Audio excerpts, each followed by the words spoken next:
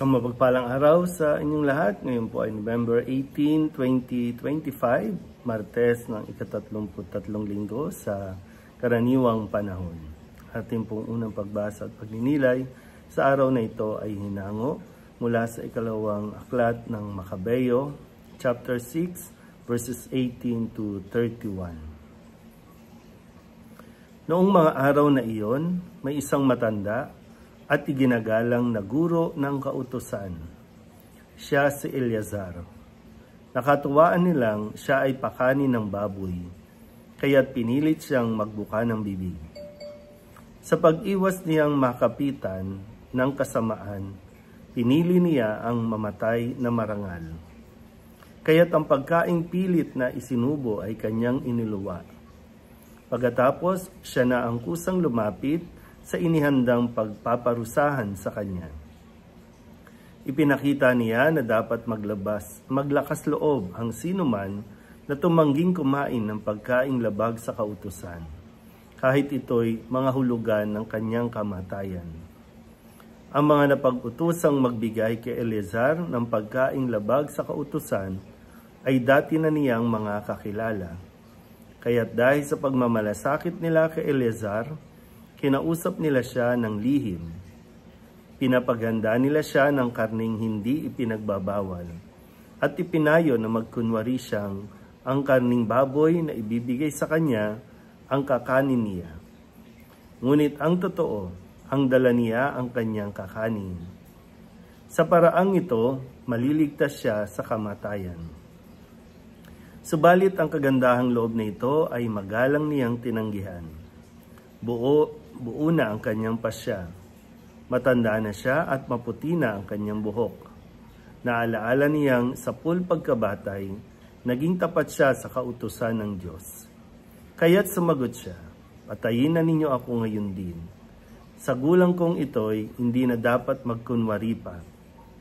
Ano na lang ang sasabihin ng mga kabataan kung hindi ako mananatiling tapat? Hindi ba sasabihin nila na kung kailan ko inabot ang 70 taon, ay saka ko pa tinalikda ng aking relihiyon? Kung ako'y magtaksil para lamang madugtungan ng kaunti ang aking buhay, para ko na ring iniligaw ang mga kabataan at binigyang kahihiyan ang aking katandaan. Maaaring maiwasan ko ang parusa ng tao, ngunit sa mabuhay ako o mamatay, hindi ako makaiiwas sa parusa ng makapangyarihan sa lahat. Kaya tatanggapin ko na ngayon ang marangal na kamatayan na siyang magiging putong ng aking katandaan.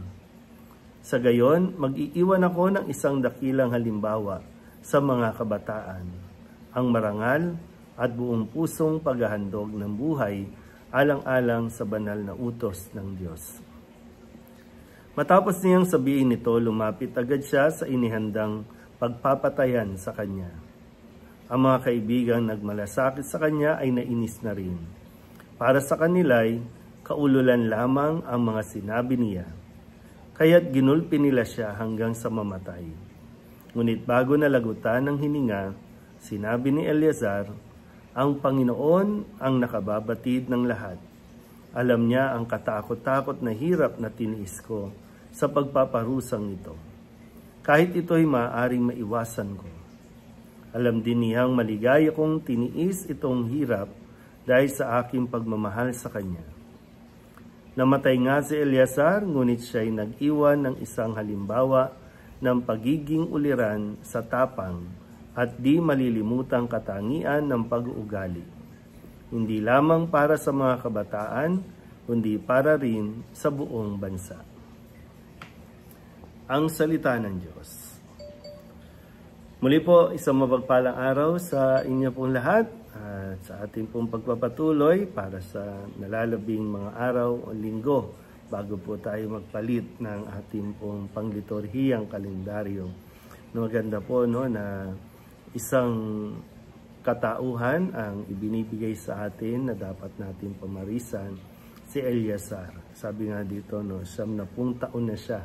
90 years old, imagine niyo na lang po, dito ay tinatakot siya, binagbabantaan na papatayin, kung hindi siya susunod doon sa ipinagbabawal naman sa kanya.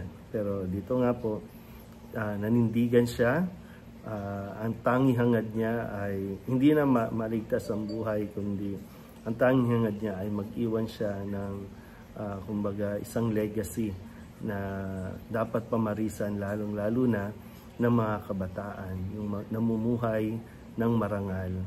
Kahit pa kapalit nito ay ang kanyang buhay, ang mahalaga ay maipakita niya ang katatagan at paninindigan sa pagsunod sa kautusan ng Diyos, na siyang kailangan natin, lalo na sa panahon ngayon, dahil sa mga naririnig natin at nakikita sa social media, marami tayong mga lingkod bayan, matatanda na, tumanda na sa pagiging politiko.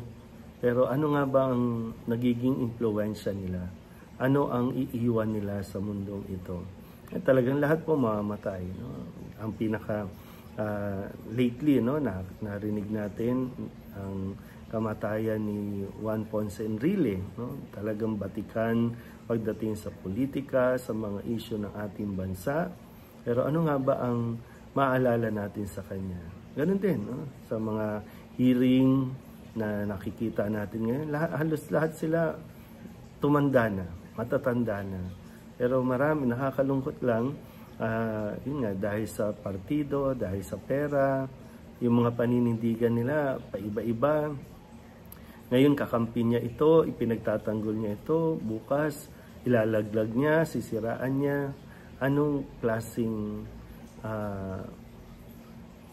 halimbawa ang ating pong ipinapakita at ipinamamana sa mga kabataan ngayon. Sana po, tumanda tayo ng marangal, tumanda tayo ng may pinagkakatandaan.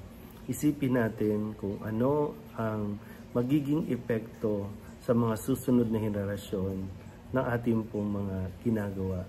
Ito man ay mabuti o masama, ito man po ay kasinungalingan o katotohanan. Ito po ay magkakaroon ng napakalaking impact sa mga susunod na henerasyon. Muli po, isang mapagpalang araw sa inyo po lahat.